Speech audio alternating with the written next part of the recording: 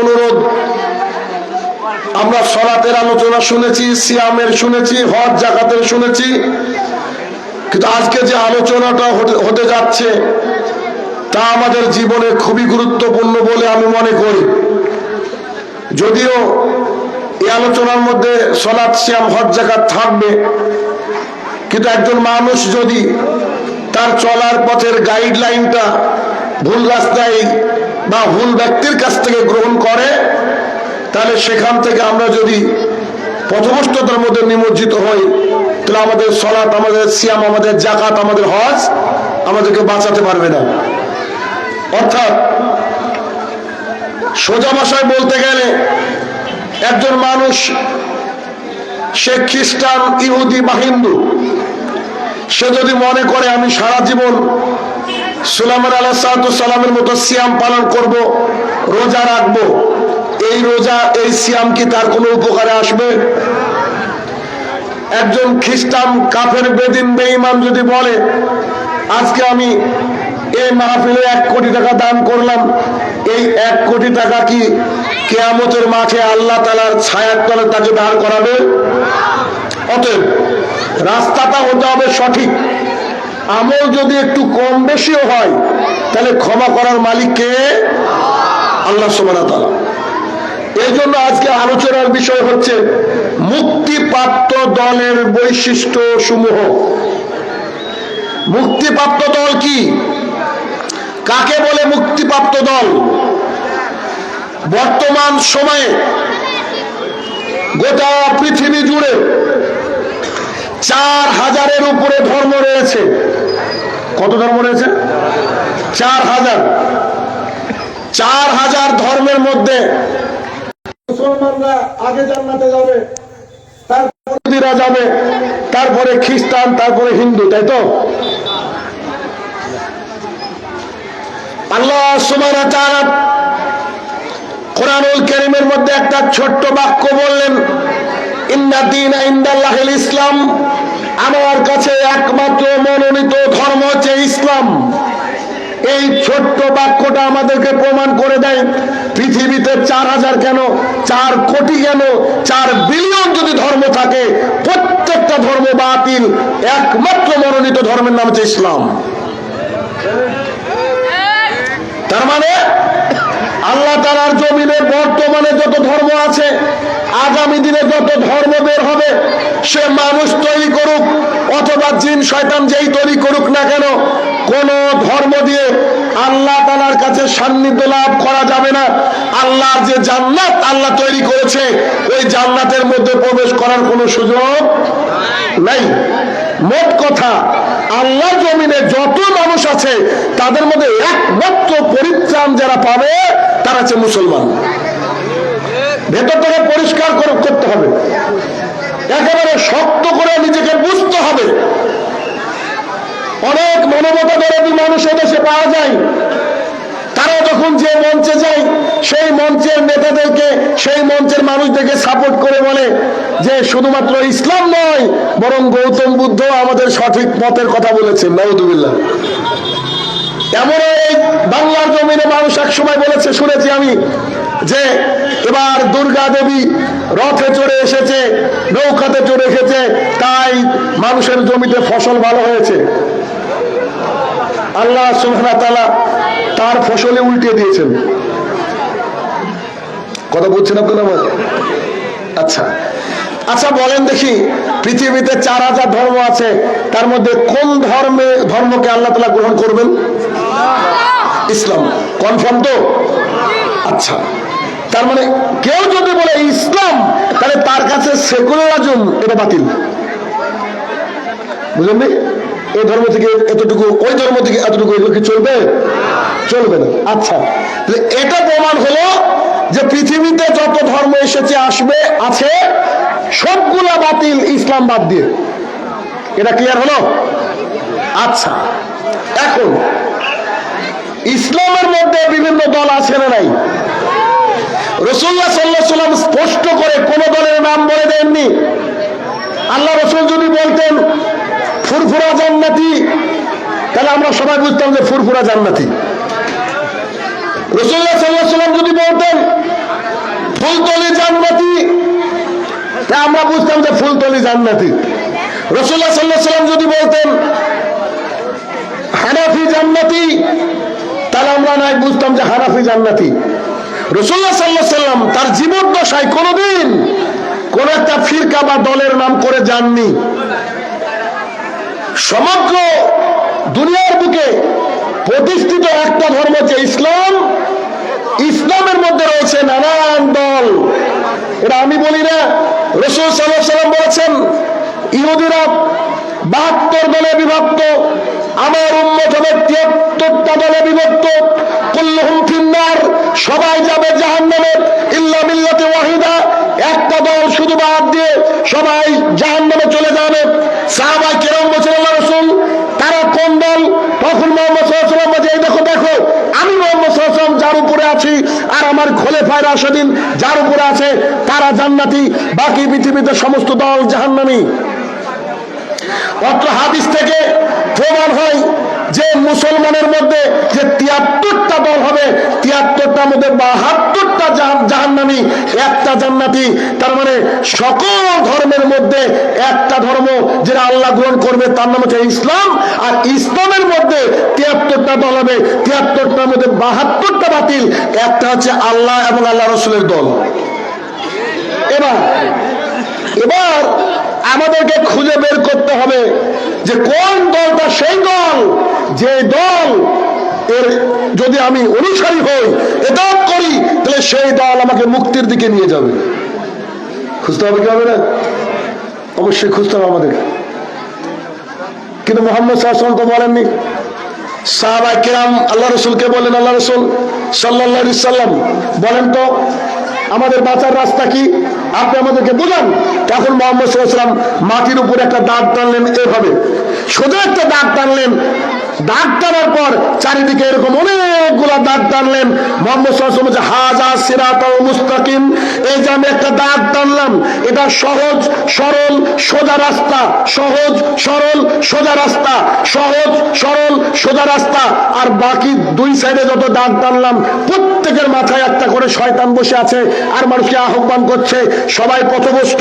শুধুমাত্র একটা রাস্তা যেটা একেবারে সিধা, একেবারে সোজা, একেবারে স্ট্রেট, এইটা হচ্ছে মুক্তিপ্রাপ্ত দল। আবার আল্লাহ রাসূল ক্লিয়ার করলেন না, যেমন করে আমরা চাইছিলাম তেমন করে বললেন না। তিনি বললেন 72টা 73টার মধ্যে 72টা জাহান্নামী, একটা জান্নাতি। দাগ টেনে বললেন একটা জান্নাতি, বাকি যারা আছে তাদের মাথায় বসে আছে কারা? শয়তান, আহ্বান করছে। এই জন্য দেখবেন সবাই নিজের নিজের পথে আহ্বান করে কি করে না। আপনাদের দেশের এমন লোকের সন্ধান পাওয়া যায় যারা বলছে আমি যখন মারা যাব মৃত্যুকালে তোমরা ঢোলবাসি বাজাইও ও তরিকার ভাইও, বলে কি বলে না। ওদিকে চরমনাই সাহেব বলছে কিয়ামতের মাঠে আমি জাহাজ নিয়ে উপস্থিত হব। কিয়ামতের মাঠে যে নদী কোথা থেকে পাবে, পানি কোথা থেকে পাবে হিসাবে ধরে না। আর এক দল উঠেছে মিস্টার সেলিমের দল, ও আবার বিড়িকে হারাম মনে করে না। আছে নাই? কি দল? সেলিমের দল। কি নাম বলেন দেখি দলের? কত শয়তান আল্লাহর জমিনে আছে দেখেন। আরে বাপ, বাইজিদ খান পন্নের দলের কথা বলছি আমি, বুঝেন কোথায়? বাইজিদ খান পন্নে উনি প্রকাশ্যে বিড়ি খেতেন। আপনি বুজুর্গ আলেম মানুষ বিড়ি খান কেন? বিড়ি প্রকাশ্যে গেলে অপরাধ কি, লুকে খেলে অপরাধ। কত দল আছে দেশে। শাহজালাল রহমতুল্লাহ আলাইহি সিলেট, তার দরবারে গিয়ে দেখেন তার একটা কিছু তরিকা আছে, কিন্তু এত তরিকার মধ্যে আমরা কোন তরিকাকে গ্রহণ করবো? রাসূল সাল্লাল্লাহু আলাইহি ওয়াসাল্লাম বলছেন যে আমি এবং আমার সাহাবী যে রাস্তায় রয়েছি, তারা আবার বুখারী শরীফ থেকে প্রমাণ করছে যে বিয়েতে গান বাজনা ওই বিয়ে নাকি হারাম। আর আমরা কোরআন থেকে দেখছি যে গান বাজনাই হারাম। তাহলে দেখেন এত দল, এত মত, এত পথ, এখন আপনি আমি কি করে বুঝবো কোনটা হক আর কোনটা বাতিল? বোঝা লাগবে কি লাগবে না? এর আগে আমাদের এলাকায়, আপনার এলাকায় মধু পাওয়া যেত, মধু, ঘি পাওয়া যেত, ঘি যেত। কিছুদিন পর লেখা হলো খাঁটি মধু খাঁটি ঘি। কেন? যখন খালি মধু পাওয়া যেত, ঘি পাওয়া যেত, তখন ভেজাল করার কোনো মানুষ ছিল না। যখন হয়েছে ভেজাল, তখন যে অরিজিনাল দিচ্ছে সে লিখতে বাধ্য হয়েছে খাঁটি মধু, খাঁটি ঘি। কথা আমরা বুঝতে পারছি না, বুঝছেন কি আমার কথা? মধু তো মধুই ছিল, কিন্তু খাঁটি কবে থেকে আসলো? যেদিন মার্কেটে ভেজাল আসলো সেদিন থেকে। আল্লাহ জমিনে একটাই দল আদম আলাইহিস সালাম থেকে কিয়ামত পর্যন্ত হকের উপরে থাকবে, ওই দলই হচ্ছে আল্লাহ রসুলের দল, ওই দল হচ্ছে সাহাবায়ের দল, ওই দল হচ্ছে আইম্মায়ে মুজতাহিদের দল। কিন্তু যখন চারিদিকে অনেকগুলা বাতিল আসলো, তখন তাদের নামকে বলা হলো যে হচ্ছে কোরআন এবং সুন্নাহর অনুসারী। এদেরকে কোরআন এবং সুন্নাহ অনুসারী বলা হচ্ছে। এখন আপনার মনের মধ্যে প্রশ্ন, এই দল কারা? যাচ্ছে তো প্রশ্ন নাকি? আপনাদেরকে তো বলতে এসেছে, আজকে তো বলে যাবো ইনশাল্লাহ। এই দল কারা? দেখেন, যারা ইমাম আবু হানিফা রাহমাতুল্লাহ আলাইহি অনুসারী বর্তমান জামানায় যাদেরকে হানাফি বলা হয়, যদিও তারা কেউ ইমাম আবু হানিফা রাহমাতুল্লাহ অনুসারী নয়, সবাই নকল হানাফি। আল্লাহর জমিনে দায়িত্ব নিয়ে বলছি, যারা নিজেকে হানাফি দাবি করে এরা সবাই নকল হানাফি। জি, আসল হানাফি আছেন আমরা, আমি আসল হানাফি। আমাকে দেখেন কি আবু হানিফা রাহমাতুল্লাহ আলাইহি লিখছেন, ইজা সাওয়াল হাদিসি ফাওয়া মাযহাবি। তিনি বলেন যেটা সহিহ হাদিস ওটা হচ্ছে আমার মাযহাব। আমি শাহিনুর রহমান যখন সালাত আদায় করতাম, কাতারে ফাঁকা রেখে সালাত আদায় করতাম। আমি শাহিনুর রহমান যখন সালাত আদায় করতাম, নামাজের মধ্যে গায়রুল মাগদুবি আলাইহিম ওয়ালাদ-দাল্লিন এটার পরে আমিন আমি বলতাম না। আমি শাহিনুর রহমান সালাত আদায় করলে এক গাদা নিয়াত মুখস্থ করে সালাত আদায় করেছি। আমি শাহিনুর রহমান যখন সালাত আদায় করতাম একবার আঙুল তুলেছি, কন্টিনিউ আঙুল লড়াইনি। যেদিন আমি হক পথ, হক দল, হক হাদিস এবং সুন্নাহ আমার সামনে প্রতিবাদ হলো, বুঝতে পারলাম বুকের উপরেই হাত বাঁধতে হবে, বুঝতে পারলাম আঙুল ক্রমাগতই লড়াতে হবে, বুঝতে পারলাম রাসূল সাল্লাল্লাহু আলাইহি ওয়াসাল্লাম বলেছে তোমার আমিন আর ফেরেশতাদের আমিন যদি মিলে যায়, তোমার যদি সমুদ্রের ফেনা সম পরিমাণ পাপ থাকে, আল্লাহ তাআলা তোমার পাপকে ধুয়ে মুছে সাফ করে দিবেন। যেদিন বুঝতে পারলাম পায়ে পা কাঁধে কাঁধ মিলিয়ে সালাত আদায় করলে আল্লাহ তাআলা বলছেন জান্নাতে তার জন্য আমি একটা ঘর নির্মাণ করেছি। যেদিন বুঝতে পারলাম, যেদিন এগুলোকে মেনে নিলাম, সেদিন থেকে আমি পাক্কা হানাফি হলাম। কেন? কারণ ইমাম আবু হানিফা রাহমাতুল্লাহ আলাইহি বলেছেন ইজা সাওয়াল হাদিসি ফাওয়া মাযহাবি, যেটাই সহিহ হাদিস ওটাই আমার মাযহাব। অতএব কোরআন এবং সুন্নাহ যারা মানে সোজাসুজি মেনে চলে তারা হচ্ছে মুক্তিপ্রাপ্ত দল। দলের নাম নিব আমি, দলের নাম আছে, টেনশন করেন না, সব ক্লিয়ার করে দেবো। এখন আপনাকে বুঝাই। দেখেন, দেখবেন মানুষ যখন পানি পান করে, আমাদের মুসলমান সমাজে যখন পানি পান করে, পানি পান করার সময় মানুষ বাম হাতে ধরে, ডান হাত তলায় ঢোকায়। দেখেছেন? শুধু বাম হাত দিয়ে পানি পান করে দেখেছেন? ডান হাত আর বাম হাত ধরে পানি পান করে দেখেছেন? আর একদল আছে ডান হাত দিয়ে ধরে। এক পানি পান করতে গেলে 4টি নিয়ম পেলেন, ঠিক না? এখন বাম হাতে ধরে ডান হাত তলায় ঢুকিয়ে পানি পান করতে হবে। কেউ না কেউ বলেছে তো। আসেন আরেকটা উদাহরণ হচ্ছে ইমাম আবু হানিফা রাহমাতুল্লাহ আলাইহি বলছেন কোন ব্যক্তি যদি ঘুমায়, ঘুম থেকে উঠে যদি তার হাত লজ্জাস্থানে না যায়, আইডিয়া করে, তাহলে তার ঘুম থেকে উঠে হাত ধোয়ার দরকার নেই। ইমাম শাফি রাহমাতুল্লাহ আলাইহি বলছেন যদি কোনো ব্যক্তি ঘুমায়, ঘুম থেকে উঠে হাত ধোয়াটা উত্তম। আরেকজন ইমাম বলছে যদি ঘুম গভীর হয় তো হাত ধুতে হবে, আর যদি গভীর না হয় ধোয়ার দরকার নেই। আরেকজন ইমাম বলছে যদি তুমি এমন কিছু পরে ঘুমাও যাতে লজ্জাস্থানে হাত পড়তে পারে তাহলে ধুবা, আর নাহলে ধোয়ার দরকার নেই। কনফিউশন অনেক বেশি নাকি কম? কিন্তু মুহাম্মদ সাল্লাল্লাহু আলাইহি ওয়াসাল্লাম মাটিতে দাঁড় টেনে বলেছেন এটা হচ্ছে সিরাতাল মুস্তাকিম। কথাটা মনে আছে তো? এবার আপনাকে আমি হাদিস শোনাচ্ছি। রাসূলুল্লাহ সাল্লাল্লাহু আলাইহি ওয়াসাল্লাম বলেন, মানুষ যখন ঘুম থেকে উঠবে তার দুই হাত কোনো কিছুর মধ্যে চুবানোর আগে হাতকে ধুয়ে ফেলবে। কোনো অসুবিধা? কোনো অসুবিধা আছে কি? রাসূল সাল্লাল্লাহু আলাইহি ওয়াসাল্লাম বলেন মানুষ যখন পানি পান করবে ডান হাতে গ্লাস ধরে পানি পান করবে, ঝামেলা আছে কি? আসলে যেটা হক, যেটা সোজা, তাতে কোনো ঝামেলা নেই। যত ঢুকেছে এই ফতোয়া। আমি যাব কেন?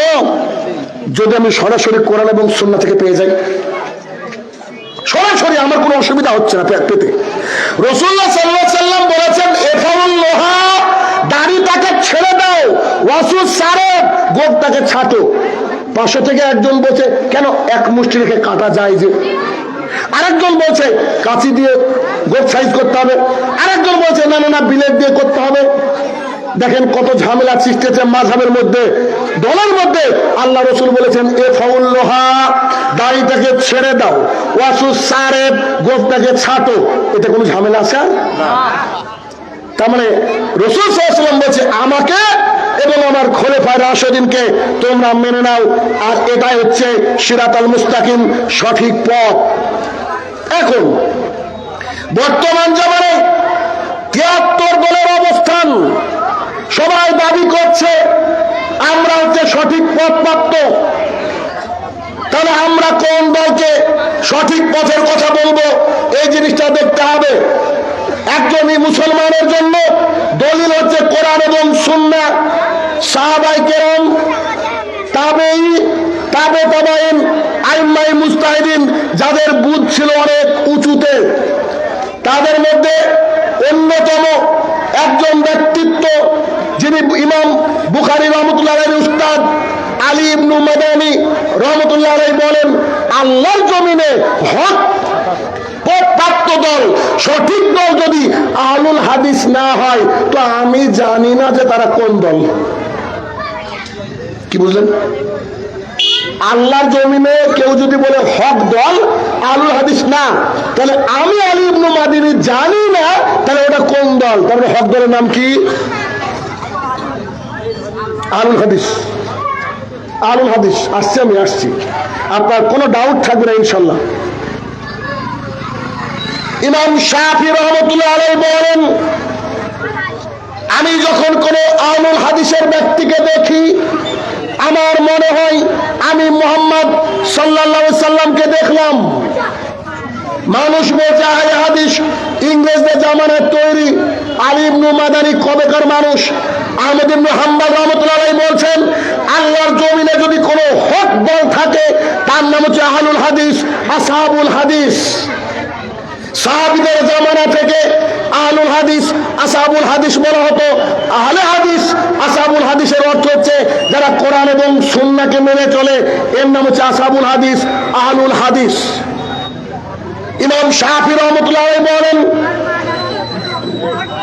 আমি যখন আল্লাহর জমিনে কোন আহলুল হাদিসের ব্যক্তিকে দেখি তখন আমার মনে হয় আমি নবী করিম সাল্লাল্লাহু আলাইহি সাল্লামকে দেখলাম।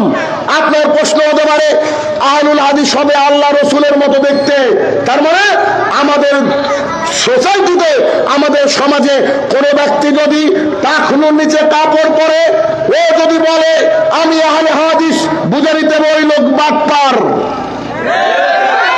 কোন ব্যক্তি যদি বলে আমি আহলুল হাদিস, আমার মুখে দাড়ি নেই অথবা দাড়ি কেটে ছোট করেছে, এই লোক বাটপারের উপরে পিএইচডি করছে। কোন ব্যক্তি যদি বলে আমি আহলুল হাদিস, আমার বাড়িতে সুদ ঘুষের চাকরি আছে, এই লোক বাটপার। কোন ব্যক্তি যদি বলে আমি আহলুল হাদিস আর বাইরে গিয়ে হাকিমপুরি জর্দা দিয়ে পান মারে, এই লোক বাটপার, এ আহলে হাদিস নয়। অতএব আপনাকে আমি বোঝাতে সক্ষম হওয়ার চেষ্টা করছি, বোঝানোর চেষ্টা করছি, কারণ রাসূল সাল্লাল্লাহু আলাইহি ওয়াসাল্লাম কি জর্দা দিয়ে পান খেতেন নাকি? রাসূল সাল্লাল্লাহু আলাইহি ওয়াসাল্লামের দাড়ি কি চাঁচা ছিল নাকি? দাড়ি কি ছাতা ছিল নাকি? টাকনুর নিচে প্যান্ট কি পরতো নাকি? তার মানে তিনি যখন বলছেন যে আমি যখন কোরআনুল হাদিসের ব্যক্তিকে দেখি তখন আমি নবী করিম সাল্লাল্লাহু আলাইহি সাল্লামকে দেখলাম, তার মানে মুহাম্মদ সাল্লাল্লাহু আলাইহি ওয়াসাল্লাম যেমন ছিলেন আপনাকে আমাকে তেমন হতে হবে। বলছি না চেহারা সুন্দর করতে হবে, বলছি এই যে আহলুল হাদিস হকপন্থী দলের অন্যতম যদি বৈশিষ্ট্য দেখতে চান, তারা কোরআন এবং সুন্নাহ বাদ দিয়ে পৃথিবীতে কারোর কথাকে মূল্যায়ন করে না। এখন যদি আপনি আমাকে জিজ্ঞাসা করেন what is the definition of আহলুল হাদিস, আহলুল হাদিস কাকে বলে, আপনি আমাদেরকে বোঝান, আমি সংক্ষেপে একটা সুন্দর সংজ্ঞা আপনাকে বলে দিতে পারবো। আর তা হচ্ছে এই পৃথিবীতে যেখানে যারা মানুষের রচিত বিধানকে পায়ের তলে তললে আল্লাহর কোরআন এবং সুন্নাহকে মেনে নাই, এর নাম হচ্ছে আহলুল হাদিস। কি দিয়ে বুঝাবো আপনাকে আহলুল হাদিস কি? আমি আমার জীবনের একটা উদাহরণ দিলে আপনি আহলুল হাদিস আরো স্পষ্ট বুঝতে পারবেন। তারপরে এই দলের বৈশিষ্ট্য আপনাকে বলবো।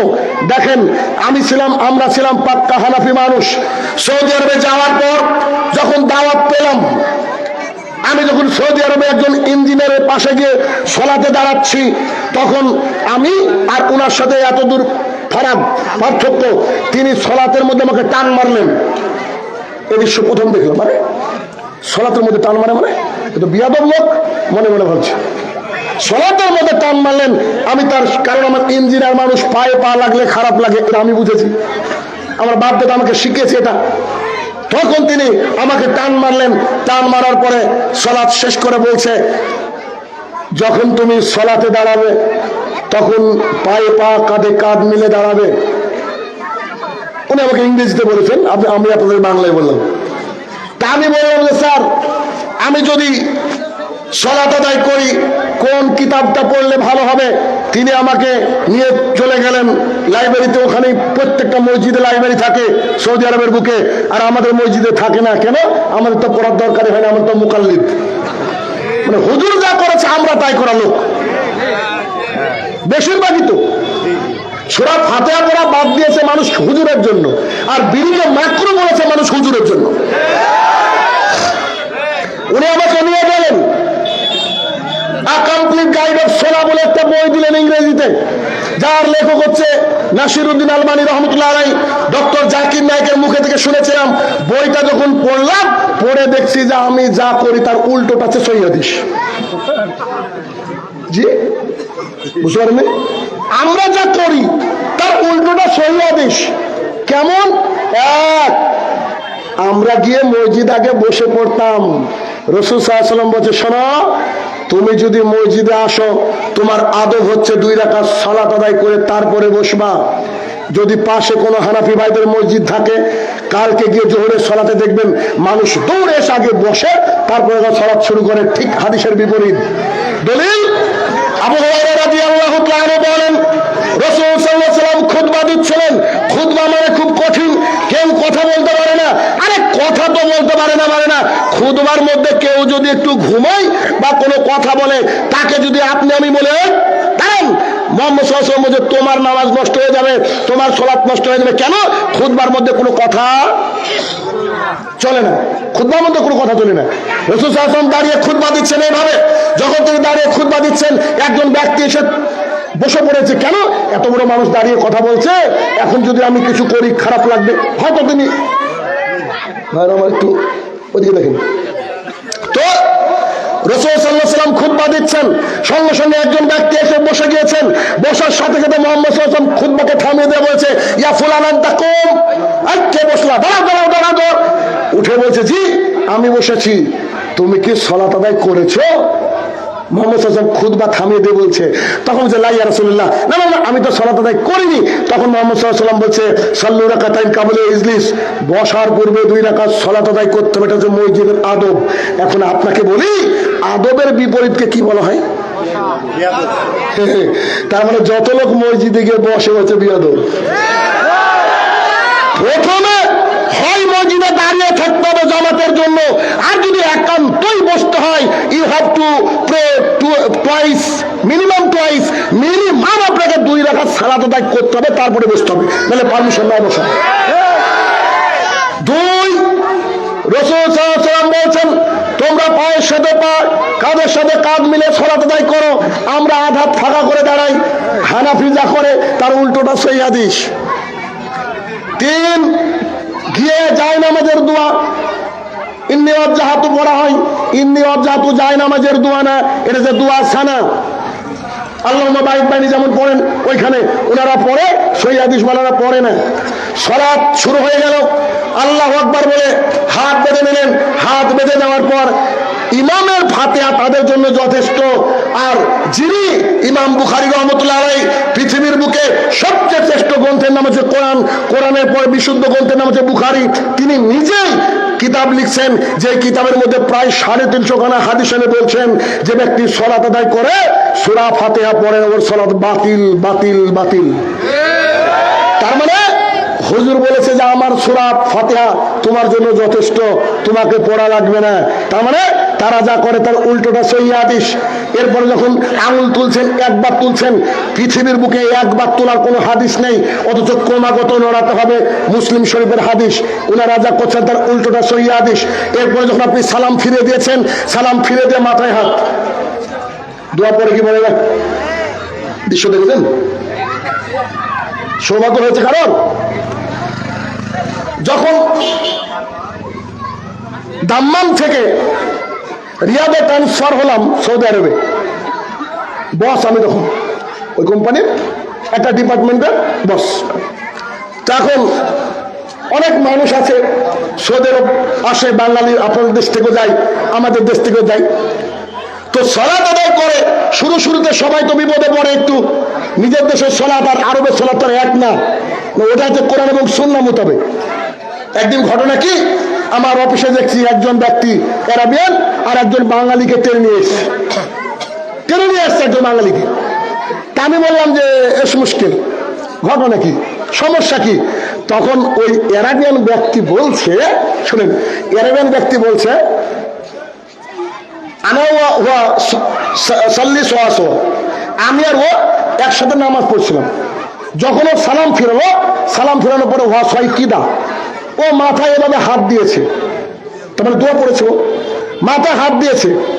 আনা কালাম এসফিয়ান্তা লেশাইকিদা, হ্যাঁ না, তুই কিরকম করলি কেন, তোর হাতটা মাথায় কেন?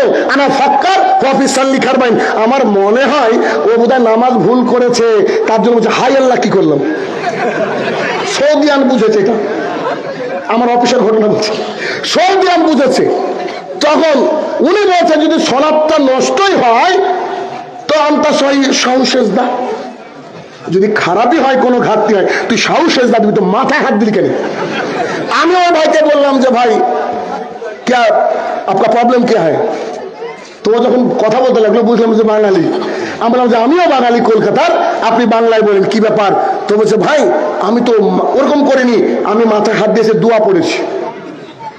আসলে এবার দোয়া পড়েছি।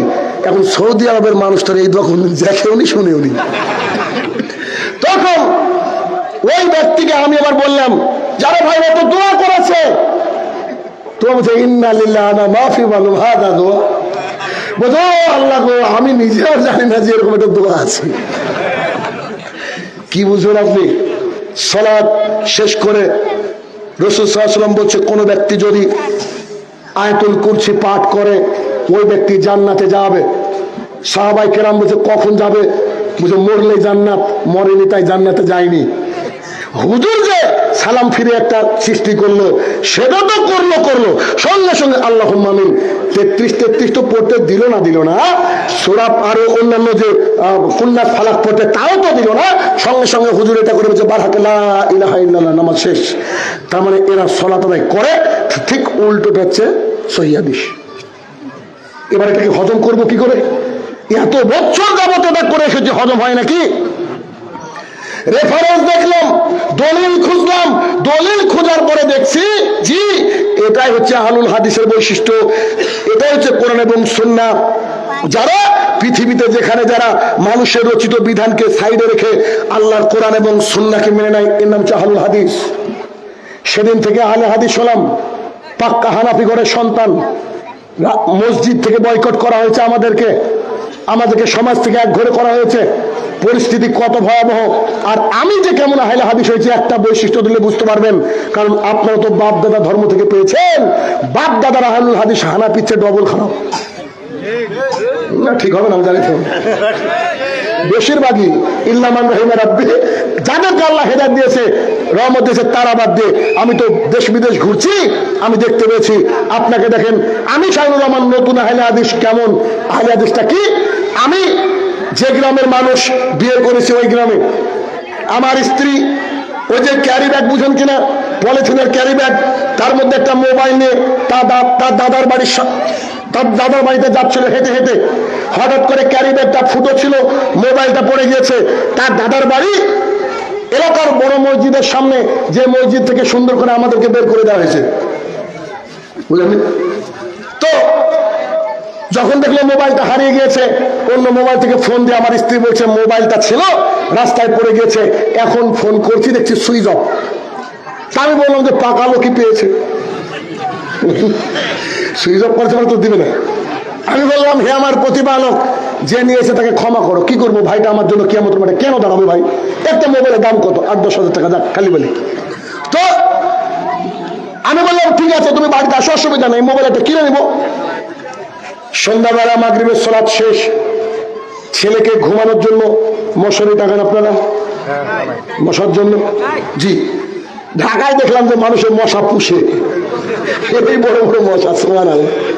তো মশারি টাঙাচ্ছি, হঠাৎ করে বড় মসজিদের মাইক থেকে আওয়াজ আসছে, আসসালামু আলাইকুম, শাহিনুর রহমানের একটি ছোট মোবাইল হারিয়ে গিয়েছে, আপনারা যদি কেউ পেয়ে থাকেন আমাদের মসজিদে দিবেন অথবা তার বাড়িতে দিয়ে আসবেন। এভাবে দুবার ঘোষণা করে দিল। যখন ঘোষণা শেষ হলো, আমি এইরকম আওয়াজে বলছি, হে আমার প্রতিপালক, শাহিনুর রহমান যেন মোবাইলটা না পায়, আল্লাহুম্মা আমিন।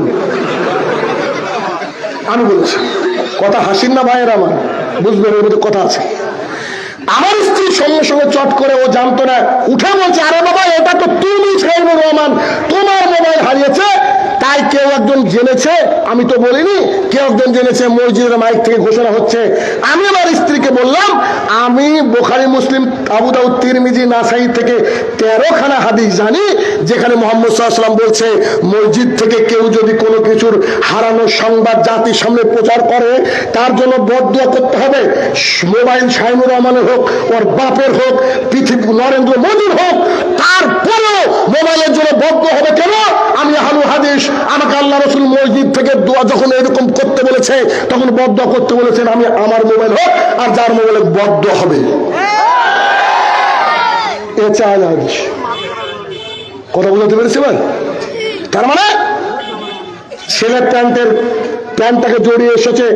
এখন আপনাকে আমি বলবো, মুসলিম শরীফ হাদিস নম্বর 195, 195, যার প্যান্ট টাকনুর নিচে যাবে, যার জুব্বা, যার লুঙ্গি টাকনুর নিচে যাবে, আল্লাহ তাআলা কিয়ামতের মাঠে তার দিকে তাকাবেন না, তাকে মুক্ত করবেন না, আর সেই অংশটুকু জাহান্নামে যাবে। এই কথা শোনার পর সারা রাত্রে আপনি ঘুমাতে পারবেন না। সকাল হলে প্রথমে গিয়ে টেলারের কাছে গিয়ে বলবেন, বাবা আমার এই দুটো প্যান্টকে কেটে দাও, এর নাম আহলুল হাদিস। এত হক কথা জাতির সামনে বলার পরেও মানুষ বিভ্রান্তির শিকার হয় কি করে, এ কথা বুঝতে পারি না। অতএব আলী ইবনে মাদানী রহমতুল্লাহ আলাইহি, আহমদ ইবনে হাম্বল রহমতুল্লাহ আলাইহি, ইমাম শাফি রহমতুল্লাহ আলাইহি, বেশ কিছু সাহাবায়ে কেরাম পর্যন্ত এই কথাই জাতির সামনে প্রকাশ করেছেন, এই কথাই বলেছেন যে যারা আল্লাহর জমিনে হকপন্থী দল, তারা আসহাবুল হাদিস, আহলুল হাদিস, কোরআন এবং সুন্নাহ মাননেওয়ালা। এখন আমার কোনো হানাফি ভাই থাকতে পারেন, কোনো শাফি ভাই থাকতে পারেন, কোনো ভাই থাকতে পারেন, কিন্তু আল্লাহ রাসূল সাল্লাল্লাহু আলাইহি ওয়াসাল্লাম বলছে, যারা সত্যের সাথে মিথ্যা কথাকে মিশ্রিত করে, তাদের কিয়ামতের ভাগ্যে খারাপ আছে, কিয়ামতের মাঠে তার ভাগ্যে খারাপ আছে। এখন আমি কিয়ামতের মাঠে টেনশন করবো না আপনার? বলেন, বুঝেননি? শোনেন, তাই তো বলছি, হুজুর বক্তৃতা দিতে উঠেছে, কেউ মিডিয়া বলছে যে 25 লাখ মানুষ হয়েছে। 25 লাখ মানুষ ধরতে পারে এমন ফিল্ড, এমন জায়গা বাংলাদেশে আছে? মানুষ মিথ্যা কথা বলার সময় যদি গাঁজাও খায়, তো ওই গাঁজায় কি এক্সপায়ারি নাকি? বুঝলেননি? আবার বলছি যে 10 লক্ষ মানুষ হয়েছে। আচ্ছা, বিরোধিতা করছি না, আমি শুধু বলছি জনাব, আপনি প্রথম মাহফিলে উঠে বলেন এদেশে যত ছবি মূর্তি আছে, উঁচু কবর আছে, রাসূল সাল্লাল্লাহু আলাইহি ওয়াসাল্লাম আলীকে ভাঙতে নির্দেশ দিয়েছিলেন। দেখেন পরের মাহফিলে অর্ধেক নাই।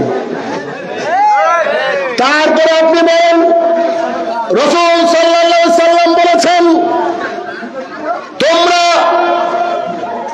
ইবাদত করছো, এই ইবাদত কবুল হওয়ার জন্য অন্যতম শর্ত হচ্ছে হালাল রুজি। যারা এদেশে দেশটিনি চালায়, যারা এদেশে আসব রাত চালায়, যারা এরকম লেনের সাথে যুক্ত থাকে, তাদের ইবাদত আল্লাহর কাছে কবুল হবে না। তুমি এই কথা বলো, দেখবে যে তুমি লোকই খুঁজে পাচ্ছ না। তোমার পা টিপে মানুষ ধরে আর আব্দুর রাজ্জাকের সিলেটে মানে মানুষ মারে, তুমি বুঝোনি? হক কাকে বলে বুঝতে পারোনি? হককে তোমাকে বুঝতে হবে। তার মানে আমি আপনাদেরকে বোঝাতে চাইছি যে এই আল্লাহর জমিনে যদি কোনো মুক্তিপ্রাপ্ত দল থাকে তা হচ্ছে আহলুল হাদিস। কিন্তু আপনি আবার ভাবিয়েন না আহলুল হাদিস মানে আল্লাহু আকবার বুকে হাত বেঁধেছে আমিন জোরে বলেছে এ আহলে হাদিস না। আহলে হাদিসের কিছু বৈশিষ্ট্য আছে, ওই বৈশিষ্ট্য এক এক করে আপনার সামনে বলবো। এক, তার কাছে সর্বপ্রথম দলিল হচ্ছে কোরআন এবং সুন্নাহ। সর্বপ্রথম দলিল কি?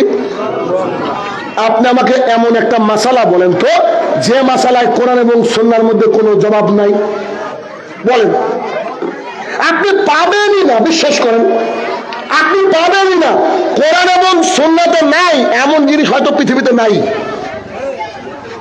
আমরা ইজমা কিয়াসের পেছনে পড়েছে, আচ্ছা চলবে, এটাও জায়েজ, কিন্তু আগে মানতে হবে কি? কোরআন এবং সুন্নাহ। আগে কোরআন এবং সুন্নাহ। তার মানে পৃথিবীতে আপনি যেখানে থাকেন না কেন দেখবেন এক শ্রেণীর মানুষ আছে কি করে, এখান থেকে গিয়েছে পাশের বাজারের নাম বলেন একটা, কামদেবপুর, আরে নাম রে হিন্দু দেবতা, কামদেবপুরে গিয়েছে কোন একজন ব্যক্তি, ওখানে গিয়ে সালাত আদায় করতে গিয়ে আল্লাহু আকবার বলে সালাত আদায় করছে, ইমাম সাহেব গায়রিল মাগদুবি আলাইহিম ওয়ালাদ-দাল্লিন বলেছে, ও আমিনার মুখ দিয়ে বের করেনি। এরকম লোক আছে না নাই? মনে করছে ঐক্য তৈরি করেছে, হচ্ছে গোল আলু, বুঝলেন? আমিন আমি কিয়ামত পর্যন্ত বলবো। কেন?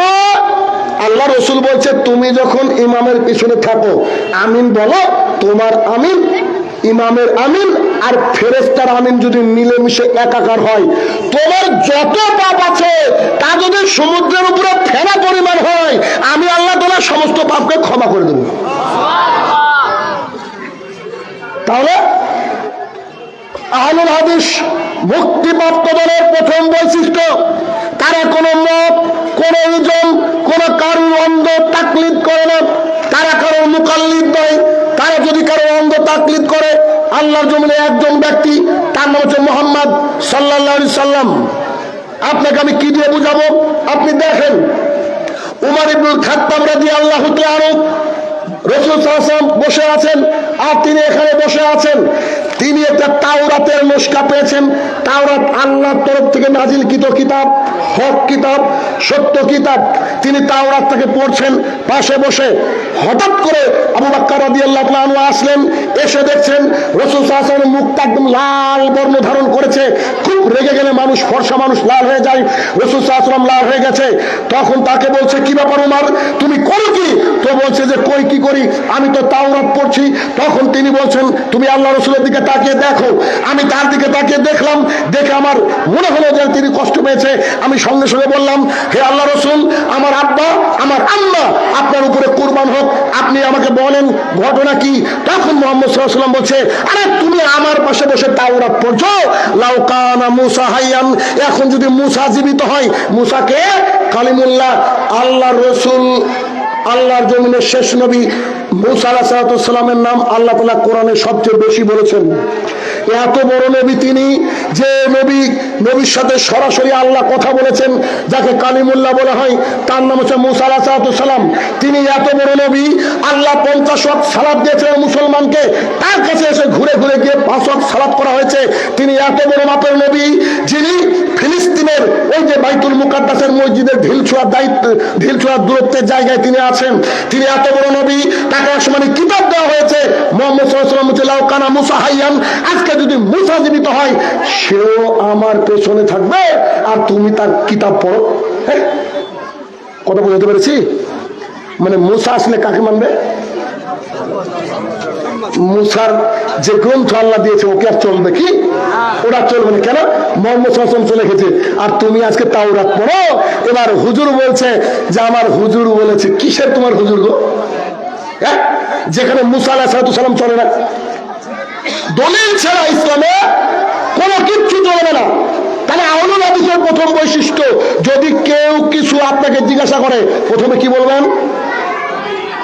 কুল হাতু বুরহানাকুম, কই দলিলটা দেন তো দেখি। দলিল লাগবে। এখন আপনাদের প্রশ্ন হতে পারে দলিল কবে থেকে আবিষ্কার হলো? জি, যেদিন থেকে পৃথিবী সৃষ্টি হয়েছে, আল্লাহ ধর্মকে পাঠিয়েছেন আল্লাহর জমিনে, সেদিন থেকে দলিল আছে। দলিল দেখেন, আব্দুল্লাহ ইবনে মাসউদ রাদিয়াল্লাহু তাআলা আনহু বলেন, আল্লাহর লানত, মহিলারা একটু ভালো করে, আল্লাহর লানত ওই মহিলাদের উপরে যে মহিলারা উল্কি আঁকে। উল্কি কি? ইংরেজিতে যার নাম হচ্ছে ট্যাটু। বর্তমানে চলছে ঘাড়ের এখানে, পেছনে, কোমরে, কত জায়গায় এখন ট্যাটু করছে। বিভিন্ন মেলায় বসে ট্যাটু মারে, দেখেছেন? এরা যে ট্যাটু।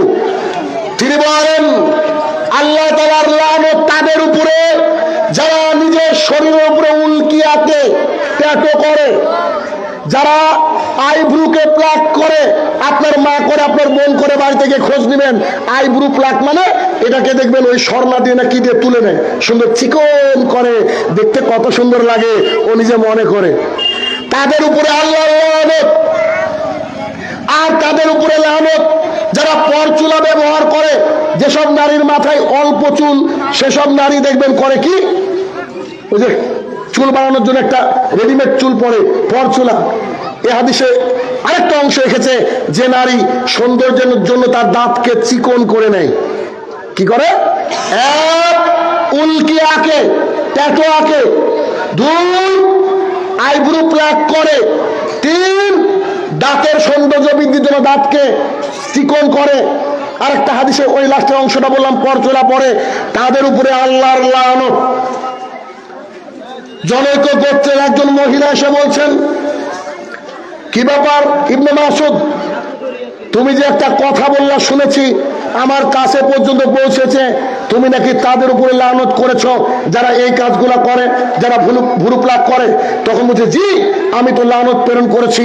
কেন তুমি লানত প্রেরণ করলা কেন? বলছে আল্লাহ লানত প্রেরণ করেছেন, আল্লাহর নবী করেছেন, আমি তার সাহাবী করেছি, অসুবিধা কোথায়? তখন ওই মহিলা বলছে, তোমাকে দলিল দিয়ে তারপরে যেতে হবে। কি বলছে? তোমাকে দলিল দিয়ে তারপরে যেতে হবে। এই বাংলাদেশের মানুষ যদি মানুষের কাছ থেকে, বক্তাদের কাছ থেকে দলিল চাইতো, তো ওই সব বক্তাকে আমাদেরকে দেখতে হতো না, যেসব বক্তা স্টেজে উঠে আমাদের দেশের নায়িকার সৌন্দর্য বর্ণনা করে।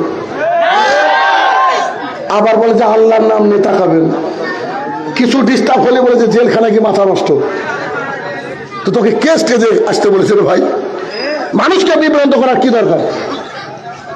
একজন আমার গাড়িতে ছিল, আমাকে বলছে বিশ্বাস করেন এই নায়িকার নামও আমি জানতাম না, উনার কাছ থেকে শুনে সার্চ মারি।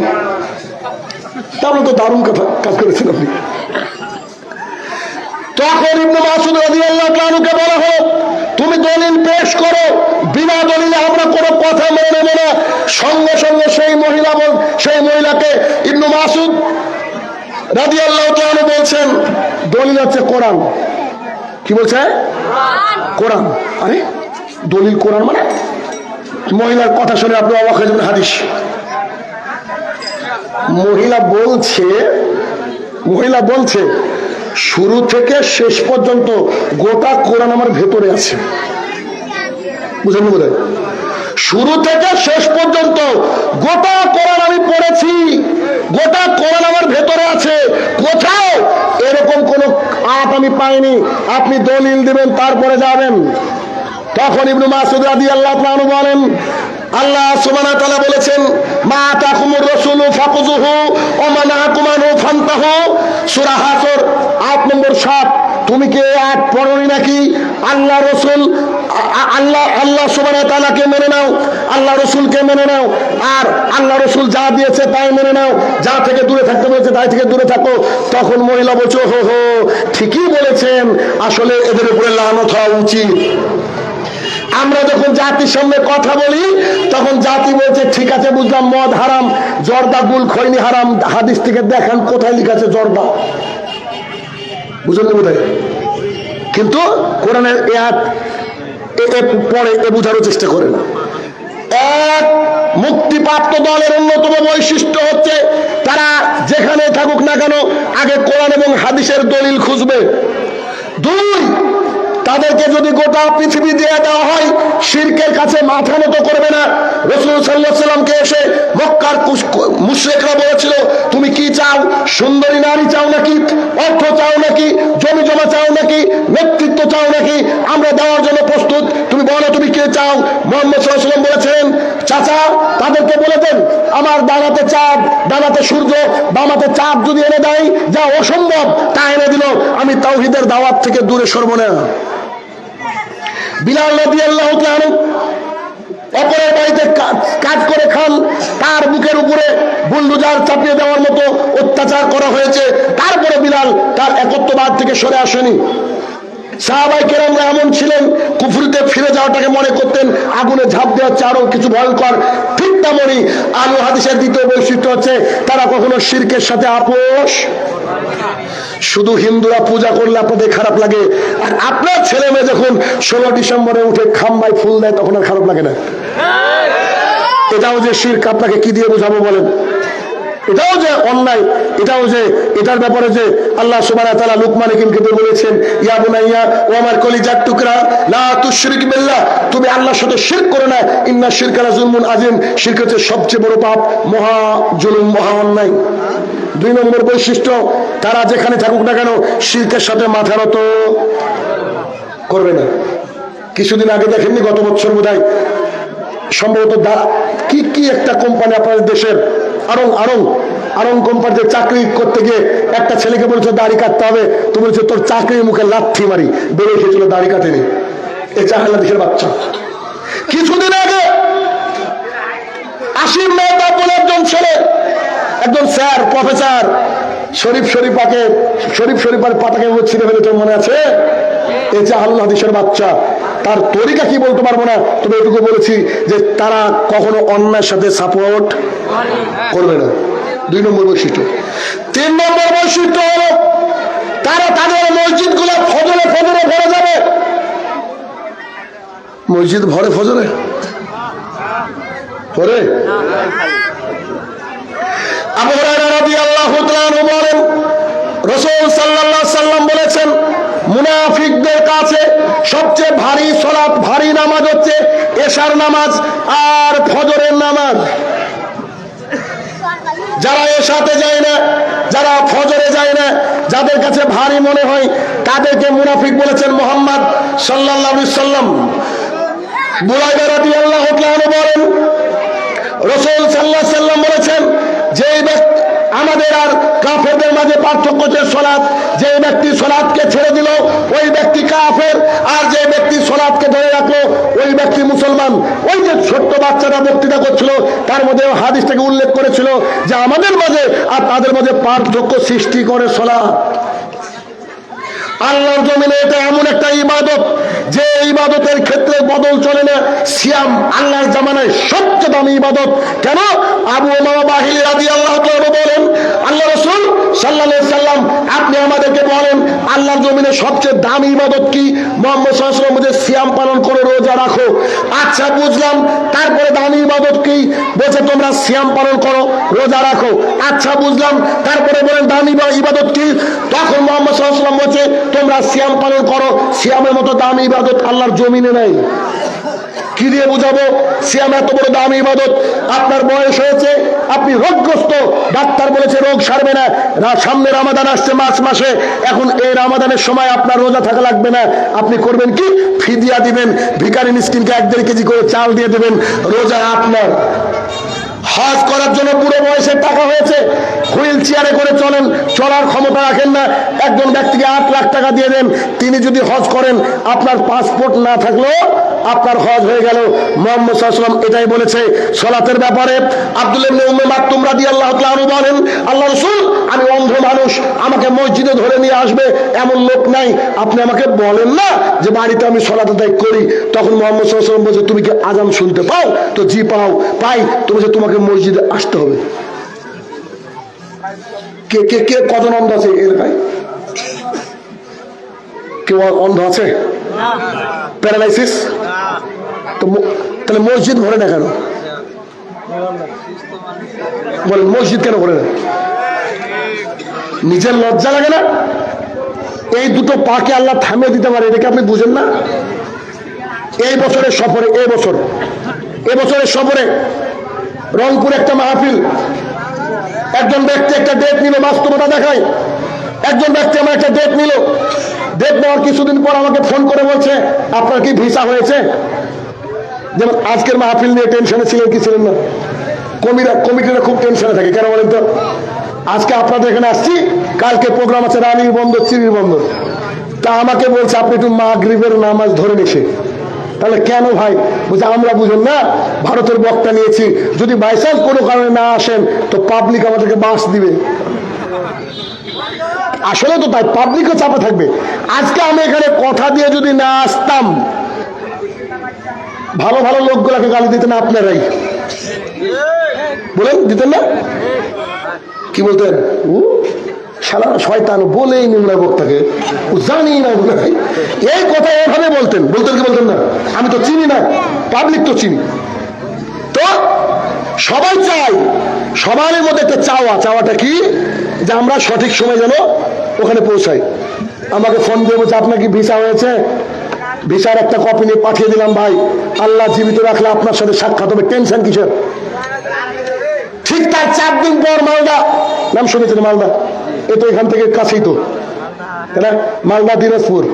ঠিক আমি ইন্ডিয়াতে পার হওয়ার পরের দিনে আপনাদের এই দিনাজপুর আসতে হবে আমাকে। আমাদের বাড়ি থেকে 350 কিলো রাস্তা। তো এখন আমি যখন মালদা প্রোগ্রাম করে বাড়ি ফিরছি, ফারাক্কা ব্যারেজের কিছুটা আগে ওই ভাই একজন মেসেজ করলো আমাকে, মোবাইলটা তুলে মেসেজ দিয়ে দেখছি যে হ্যান্ডবিল থাকে না, জলসার ইস্তেহার, এটা পাঠিয়ে দিয়েছে। দ্বিতীয় বক্তা যিনার সাথে আমার কথা হয়েছিল, গোল করে লম্বা করে দাগ দিয়ে আমাকে লিখেছে, এই বক্তা আল্লাহর ডাকে সাড়া দিয়ে কিছুক্ষণ আগে চলে গেল। মারা গেছিল উনি, আল্লাহর ডাকে সাড়া দিয়ে চলে গেছিল।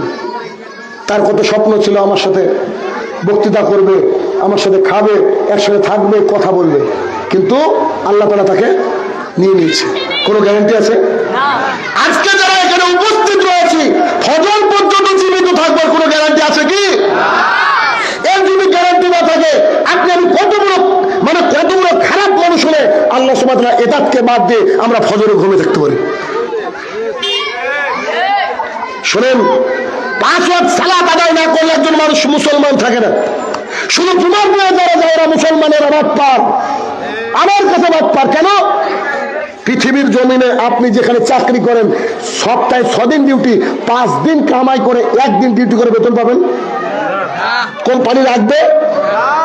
এত যে আপনি সালাতকে ত্যাগ করেন, আল্লাহ তাআলা কি আকাশ থেকে আপনাকে পাথর পাঠিয়েছে?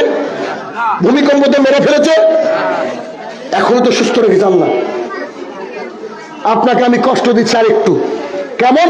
একটু। এই রাস্তা, এটা হচ্ছে আপনাদের গ্রামের রাস্তা। এই রাস্তায় কোনোদিন, যাদের বয়স বেশি হয়েছে তারা উত্তর দিবেন, এই রাস্তায় কোনোদিন কোন নারী এবং পুরুষকে জেনা করতে, সহবাস করতে দেখেছেন রাস্তার উপরে? দেখেছেন? কিন্তু এলাকায় জেনা হয় কি হয় না? প্রেম হয় কি হয় না? তারা প্রেম করে, জেনা করে কোথায়? গলিতে, চিপায় চাপায়, খুব গভীর অন্ধকারের মধ্যে, চারিদিক জানলা দরজা লাগিয়ে। এই রাস্তার উপরে কাউকে দেখেছেন নাকি মদের বোতল নিয়ে মদ পান করছে? করে না। কিন্তু মদ কি এলাকার লোক খায় না নাকি? খায় গোপনে থেকে বসে, কোনো বারের মধ্যে বসে। মানুষ জেনা করে লুকিয়ে লুকিয়ে, মদ খায় গোপনে গোপনে, তারা কিন্তু ইমানদার না, তাও গোপনে করে। কিন্তু এখানে চায়ের দোকানে চায়ের কাপটাকে হাতে ধরে আছে, এক হাতে সিগারেট এক হাতে চায়ের কাপ, অথবা খালি চায়ের কাপ, মসজিদে মুয়াজ্জিন বলছে হাইয়া আলাস সালাত, এই ব্যক্তি কি হাইয়া আলাস সালাত ডাকটা শুনতে পায়নি? পেয়েছে। এই ব্যক্তি ডাকটাকে শুনতে পেয়ে যাচ্ছে না। আচ্ছা, যাচ্ছে না মানে এ কি নিজে বলছে না যে আমি যাব না? বলতে পারছে না। ধরেন আমি যদি এই বাচ্চাকে বলি যে বাবু তুমি এদিকে আসো, আবার বলছি এদিকে আসো, আবার বলছি এদিকে আসো, এখন ও যদি না শুনে কি করবো আমি? ওকে আমি না কিছু করলে আপনারা ধরে আনবেন কিনা আমার কাছে? মুয়াজ্জিন এই গ্রাম যেদিন থেকে সৃষ্টি হয়েছে এদিন থেকে আজান দেয়, হাইয়া আলাস সালাম মানে মসজিদ আসো বলে। তো আপনি যখন যাচ্ছেন না মানে আপনি বাহাদুরি দেখাচ্ছেন কিনা? বাহাদুরি দেখাচ্ছেন। তার মানে আমি আপনাদেরকে বলতে চাইছি, দেখেন বিরলের মানুষ কান খুলে শুনে রাখুন, একটা জেনাকার জেনাকারিনী জেনা করে গোপনে বসে, একটা মদখোর হারামখোর হেরোইনখোর চুয়ানিখোর, সে গোপনে বসে হেরোইন খায় মদ খায় চুয়ানি খায়, কিন্তু একটা লোক সরাসরি চায়ের দোকানে বসে আছে আর মসজিদে যায় না। তাহলে এই লোক একটা বেশ্যা মহিলার চেয়ে খারাপ,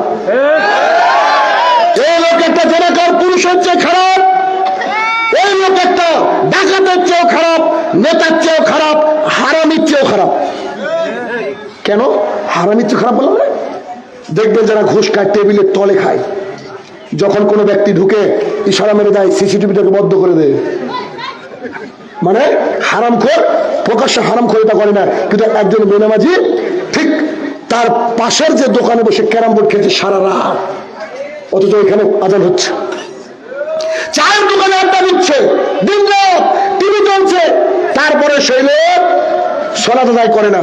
তার মানে বুঝে রাখুন, যদি এই ধর্মজয়ীনের হাজিপাড়ার মানুষের যদি আল্লাহ তাআলা পাঁচকে নষ্ট না করে দেয়, যদি পাঁচকে অকেজো না হয়ে যায়, তাহলে দেখি আজকে ফজরে কতজন উপস্থিত থাকেন। শোনেন, সালাত ছাড়া একজন মানুষ মুসলমান থাকতে পারে না। অতএব যদি কেউ বলেন আমি আহলে হাদিস, আমি সালাত আদায় করি না, আমি দাড়ি রাখি না, তাহলে আপনার নাম আমি দিয়ে গেলাম, আপনি আহলে হাদিস না, আপনি আহলে খবিশ। আহলে হাদিস মানে কোরআন এবং সুন্নাহ মানতে হবে। ওই যে শায়নুর রহমান বলেছে না, মোবাইল যদি তোর বাপেরও হয় মোদিরও হয়, তোর বাপের কি বদদুয়া তো হবেই। 3 নম্বর বৈশিষ্ট্য, তারা সালাত আদায় করবে যে কোনো মূল্যে। 4 নম্বর বৈশিষ্ট্য হচ্ছে তাদের মেয়েরা যারা বাড়িতে থাকবে তাদের মেয়েদের সৌন্দর্য জাতি দেখবে না। আল্লাহ তাআলা কোরআনুল কারীমের 33 নম্বর সূরার 33 নম্বর আয়াতে বলছে ওয়াকারনা ফি বুয়ুতিকুন্না ওয়ালা তাবাররুজনা তাবাররুজাল জাহিলিয়াতিল উলা, এই মহিলারা শোনো, তোমরা বাড়ির মধ্যে থাকো, খবরদার জালাতের যুগের মতো নিজেকে দেখে বেরিও না। এখন আমি জানতে চাইছি, এই হাজীপাড়ার কত % মহিলা বোরকা পরে? 100-তে কতজন মহিলা বোরকা পরে এটা বলেন, এটা আইডিয়া। 90%। ইনি বলছেন 90% পরে, এখন পরে। তার মানে আলহামদুলিল্লাহ অন্তত পক্ষে কিছুটা হলেও ভালো আছে। 10% লোক হিজরা থাকলে আমাদের যায় আসে না। কেন? রাসূল সাল্লাল্লাহু আলাইহি ওয়াসাল্লাম বলেছে আমার সেরা শাবাব মান ইসতাতা মিনকুমুল বাআত ফালিয়াতাজাওয়াজ। এই যুবকের দল শোনো, তোমরা যদি ক্ষমতা থেকে বিয়ে করো তো যার বউ পর্দা ছাড়া আসে ও হচ্ছে ক্ষমতাহীন পুরুষ, মানে হিজরা, কিছু করার নেই। কেন? মোহরানা আমি দিলাম, ধাক্কা মারবা তুমি, খেতে দিয়ে আমি, তেল সাবান দিয়ে আমি, আর তুমি ধাক্কা মারবা বেটা, আমি কাপুরুষ। কারণ কাপুরুষের বউ পর্দা করে না, আর সুপুরুষের বউ পর্দা করে। আবু হুরায়রা রাদিয়াল্লাহু তাআলা বলেন রাসূল সাল্লাল্লাহু আলাইহি ওয়াসাল্লাম বলেছেন গোটা দুনিয়াটা সম্পদ আপনাদের নিকটে। বাজারের নাম কি বললেন? কিপুর, কামদেবপুর। কামদেবপুরে 1 কাঠা জমির দাম কত? 1.5 লাখ 2 লাখ। ঢাকার বুকে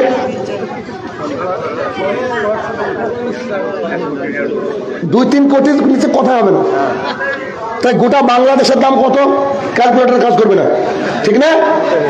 এবার হাদিস বুঝেন, রাসূলুল্লাহ সাল্লাল্লাহু আলাইহি সাল্লাম বলছেন গোটা পৃথিবীটা যে সম্পদ, গোটা পৃথিবীটা যে সম্পদ, গোটা পৃথিবীটা সম্পদ, তার মধ্যে সবচেয়ে উন্নততর দামি সম্পদের নাম হচ্ছে আল-মারাতুস সালিহা, নেককার বউ।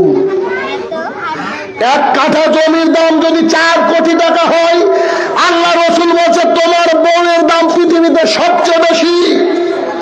সেই বউকে কি করে পঞ্চায়েতের সারের মতো ছেড়ে দেন আপনি? আছে না হিন্দু বাইরে কিছু সার ছেড়ে দেয় দোকানে, একবার এই ফলের দোকানে কামড় মারে, ওই ফলের দোকানে। আপনার বউ কি সার নাকি? কেন ছেড়ে দিয়েছেন আপনি? নির্লজ্জ বেহা। আমার নিজেকে বলছেন আমি হালুর হাদিস, আপনার লজ্জা লাগা উচিত। না যে পাশে নদী থাকলে মরেন ডুবে। আর যদি তাও না থাকে আমার কাছ থেকে টাকা নিয়ে যাবেন, 20 লাখ টাকা দেবেন, খেয়ে মরে যাবেন। আপনি কেন আহলে হাদিস? আপনার তো আহলে হাদিসের যোগ্যতা নাই। আহলে হাদিসের মেয়েদেরকে কেউ দেখতে পাবে না, কথা সত্য। সে মহিলা সাজবে তার স্বামীর জন্য, সে যেভাবে খুশি সাজবে, যেভাবে খুশি পোশাক পরবে, অথবা উলঙ্গ থাকবে কার জন্য? তার স্বামীর জন্য। কিন্তু ও যদি বাড়ির থেকে বেরোতে চায় তাহলে কি করবে? পর্দা করবে। পৃথিবীর ইতিহাসে সবচেয়ে বেশি টিকটকার বাংলাদেশি বেশি। শুনেছি ঢাকার অলিতে গলিতে নাকি নিজের যৌবন বিক্রি করে একটা মহিলা এক রাতে নাকি 20,000 30,000 টাকা কামায়। এমনও যৌন কর্মী আছে, বেশ্যা পতিতা মহিলা আছে, কিন্তু যারা টিকটকে টিকটক করে তারা শুধু লাইক আর কমেন্টের বিনিময়ে যৌনতা বিক্রি করে। কত বড় নির্লজ্জ! অথচ বলে আমরা শিক্ষিত নারী। ছি ছি ছি, তুমি বলে শিক্ষিত নারী, তোমার লজ্জা করে ডুবে মরা উচিত। এই নারী শিক্ষিত হতে পারে না, এই নারী মুসলমান হতে পারে না। কেন? মুসলমানদের মহিলাদের এত বেশি দাম, এত বেশি দাম, পৃথিবী বিক্রি করলে এত দাম হয় না।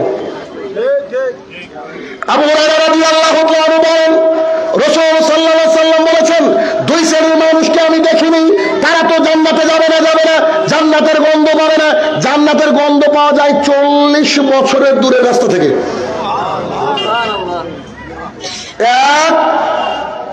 এক শ্রেণী পুরুষ যাদের হাতে থাকবে লাঠি, তাই দিয়ে মানুষকে মারবে, তারা জান্নাতে যাবে না। 2, এমন এক শ্রেণী মহিলা যারা পোশাক পরেও উলঙ্গ থাকবে, জাতির সামনে এমন করে হাঁটবে যে জাতিকে আকৃষ্ট করবে, সে তার দিকে ঢলে যাবে। এইসব মহিলারা জান্নাতে যাবে না, জান্নাতের গন্ধ পাবে না। এদেশের মাটিতে আমি যে বুরখা দেখেছি মহিলারা পরে, তার 95% বুরখাই না। এরা খালি মানুষ থেকে বাঁচার ঢাল। বাড়ির থেকে পড়ে যাচ্ছে, কি শালীন ভদ্রতা তার মধ্যে আছে, পার্কে গিয়ে খুলে ফেলে বন্ধুর সাথে চলছে। বুরকা পড়েছে, তারপর আবার লিপস্টিক মেরেছে। লিপস্টিক পতি তারা পড়ে, কোন গামা লিপস্টিক পরে? ইহুদি খ্রিস্টানদের মহিলা লিপস্টিক পরে, মুসলমানের মহিলা লিপস্টিক পরতে পারে না। আমি তো বলি, সেদিন কোন একটা মাহফিলে বললাম যে ডক্টর ইউনূসকে বলা উচিত বাংলাদেশের মহিলারা যে পরিমাণে লিপস্টিক ব্যবহার করে, ওই টাকাটা 1 বছর জমা করলে বাংলাদেশের কোন রোড কাঁচা থাকবে না, সব পাকা হবে। আশ্চর্য কথা। 2015 সালে এদেশের একজন মহিলা দেখবেন জিন্সের প্যান্ট কিছু আছে ছেঁড়া, পরে কি বলবে? আমি ভাবি কোম্পানি থেকে জিন্সের প্যান্ট তৈরি করে যদি কিছু দিয়ে কাটা হয়, তাও তো একটা ডিজাইন হবে। তো এইভাবে ইঁদুরে কাটার মতো কাটা কোত্থেকে আবিষ্কার করলো? তখন ভাবলাম তো জিন্সের প্যান্ট তৈরি করে কিছু কুকুর লাগিয়ে দেয়, বোধহয় ইচ্ছা মতো খায়। এক মহিলা কোমর থেকে শুরু করে শেষ পর্যন্ত একবারে টাইট ফিট পরে ছবি দিয়েছে ফেসবুকে, দিয়ে লিখেছে this is the fashion of 2016। এটা হচ্ছে 2016 ফ্যাশন। 15 দিকে লিখছে। মুসলমানের বাচ্চা গিয়ে কমেন্ট করছে, বলছে মাশাআল্লাহ। কি বলছে? শুধু মাশাআল্লাহ বলছে, আউটস্ট্যান্ডিং, ফ্যাবুলাস, মাইন্ড ব্লোয়িং, অসম, ফ্যান্টাস্টিক, সুবহানাল্লাহ, এরকম কমেন্ট আমি দেখলাম। ইন্নালিল্লাহ, পরিস্থিতি খারাপ। আমি আবার ওখানে গিয়ে কমেন্ট করলাম, আমি লিখলাম হোয়াট ইজ দিস, এটা কি? ও মহিলা মেনশন করে লিখলো আমাকে লুক এট দ্য ক্যাপশন, ওই উপরে দেখেন কি লেখা আছে। এটা মানে ও বুঝাতে চাইছে আমি তো পাগল টাগল মানুষ, আমরা দাঁড়িয়ে লোক তো পাগল হয়ে না মানুষের কাছে। তখন দেখলাম আর ইংরেজিতে লিখবো না, এবার বাংলায় লিখি। তো যে কথাটা বলেছিলাম ওই লেখাটা ভাইরাল হয়েছিল, জানি না কেউ জানেন কিনা। আমি বলেছিলাম নগ্নতা যদি ফ্যাশন হয়, ধর্ষণ শারীরিক ব্যায়াম। বুঝলেননি? তোমার ছেঁড়া ছেটা যদি ফ্যাশন হয়, তো একজন ভাই তোমাকে ধর্ষণ করেছে, শীতকালে বডি গরম করেছে, কি হলো? ব্যায়াম করেছে, বুঝলেননি? তোমার নগ্নতা যদি ফ্যাশন হয়, তো ধর্ষণ শারীরিক ব্যায়াম। বিজ্ঞানীরা বলছে কোন মহিলাকে যদি কোনো পুরুষ উলঙ্গ বারবার বারবার বারবার দেখে, তাহলে সমাজে ধর্ষণ বেড়ে যাবে। আর এখন তাই হচ্ছে। আজ থেকে 70 বছর আগে এত ধর্ষণ হতো না, এখন একটা 5 বছরের বাচ্চা নিস্তার পায় না হায়নাদের এই পশুদের কাছ থেকে। বিখ্যাত একজন ব্যক্তিত্ব, সালাদিন নামের একজন বিখ্যাত ব্যক্তিত্ব, তিনি বলছেন, if you want to destroy your society without war, put that adultery. তোমরা যদি তোমাদের সমাজকে ধ্বংস করতে চাও যুদ্ধ ছাড়া, তাহলে সেই সমাজে নারীদের পোশাক খুলে নাও, একটা সমাজ ধ্বংস হয়ে যাবে। তার প্রমাণ আপনাদের দেশের বহু জায়গা। এখন আর আগের মতো মজা পাই না বাংলাদেশে এসে। ছোটবেলা যখন বাংলাদেশে আসতাম, আমি মনে করতাম বাংলাদেশের মহিলাদের যে পোশাক, এই পোশাক এত সুন্দর শালীন, এত সুন্দর ভদ্র, অথচ এখন বেশিরভাগই জিন্স বালি পারাপার দেখা যায়। বুঝলেন বোধ হয়? বেশিরভাগ দেখা যায়। তাহলে কি? আচ্ছা, তারা যা হোক, আমাদের কোনো আপত্তি নেই, তারা পাপ করবে, জাহান্নামে যাবে, অসুবিধা আছে কি? অসুবিধা নাই। আমাদের সমস্যা জায়গা আছে, আমরা যারা নিজেকে মুক্তিপ্রাপ্ত দল মনে করি, আল্লাহ হাদিস মনে করি, তার বউ বাচ্চা এভাবে ঘুরতে পাবে না।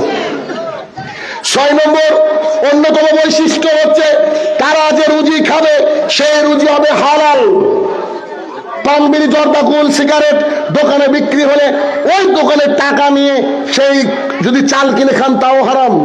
শুধু শুয়োরের গোস্ত হারাম কে বললো? সুদের টাকায় খাসির গোস্ত কিনে খাওয়া হারাম।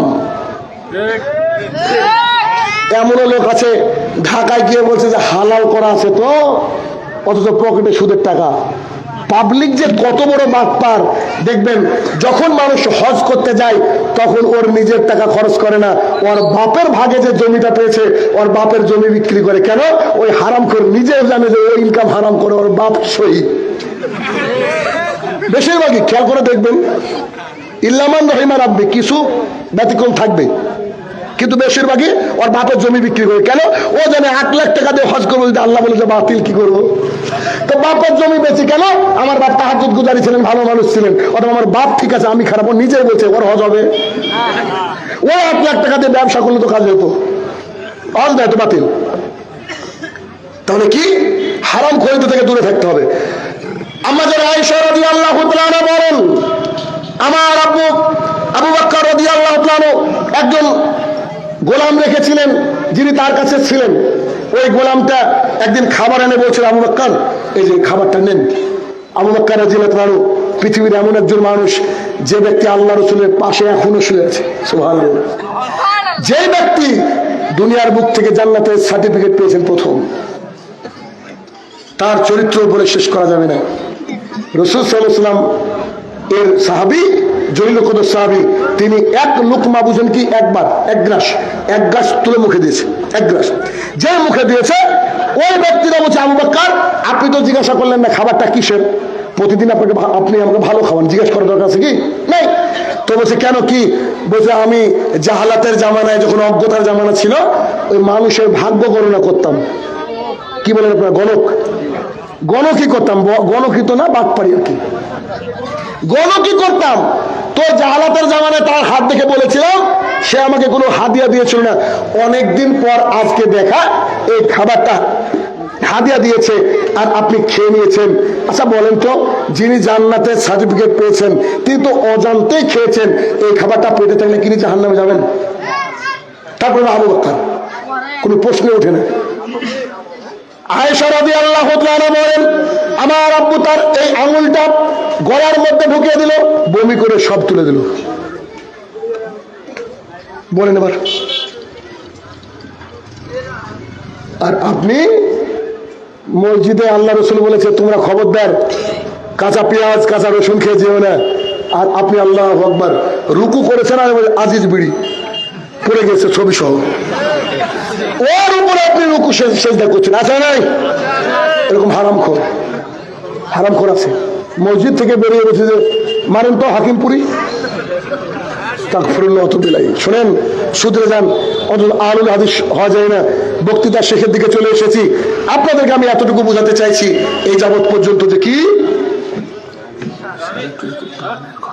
জি আমি এতটুকু আপনাকে বোঝাতে চাইছি যে আহলুল হাদিসের বৈশিষ্ট্য, মুক্তিপ্রাপ্ত দলের বৈশিষ্ট্য হচ্ছে এইটা। একটা অন্যতম সুন্দর হাদিস মাথার মধ্যে আসলো, হাদিসটা একটু বলি, খুব কাজের হাদিস, মজার হাদিস। কি?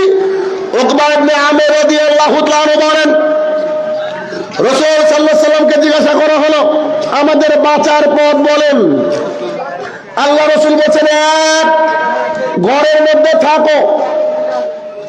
দেখবেন ঘর থেকে বাইরে বেরালেই যে না, ঠিক না? মানুষের সাথে দু কথা, গীবত। ঘরের মধ্যে থাকো, বেশি বেরানোর দরকার নেই।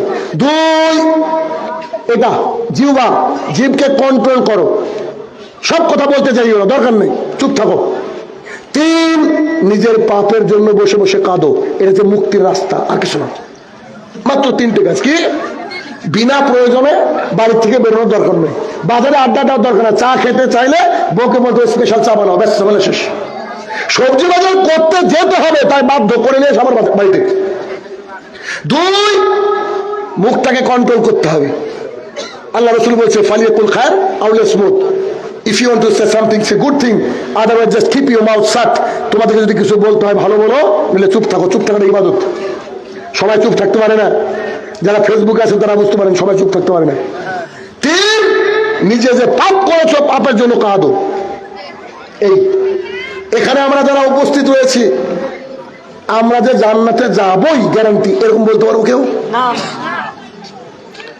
এখন যদি মালাকুল মউত আমাদেরকে এসে নিয়ে যায়, যদি কথা বলার সুযোগ দেয়, আমরা কি কেউ বলতে পারবো নাকি এখন বললে গ্যারান্টি জান্নাতি? পারবো? হায় না আমার, শুনেন, পৃথিবী থেকে যে কোনো মুহূর্তে চলে যেতে হবে, কথাই সত্য। আহলুল হাদিস হতে হবে, এ কথাই সত্য। মুক্তিপ্রাপ্ত দল হতে হবে, এ কথাই সত্য। এজন্য নিজে আল্লাহর কাছে যাওয়ার আগে নিজের অ্যাকাউন্ট, নিজের ব্যাংক ব্যালেন্স কিছু আল্লাহর কাছে পাঠান। কি করে? আজকে বোধহয় মসজিদের উন্নতি করবো জলসাতে, না? জি, এই মসজিদে যদি একটা ইট দান করেন, বেশি না, কটা বলেন? যতদিন ইটটা থাকবে, আপনি আজান শুনে যান না যান, ইটকে আজান শুনতে পাই কি পাই না? কিয়ামতের মাঠে ভাই সব কিছু কথা বলবে একদিন। আমাদের মুখকে তালাবদ্ধ করে দেওয়া হবে, আমাদের হাত কথা বলবে, তখন কান বলবে জি জি জি ঠিক বলেছে। একটা ইট যদি মসজিদে থাকে, একটা মাইক যদি মসজিদে থাকে, একটা ফ্যান যতদিন মসজিদে ঘুরবে, অতদিন আপনি কবরে শুয়ে শুয়ে নেকি পেতে থাকবেন। সুবহানাল্লাহ, বাড়ি থেকে বলেন।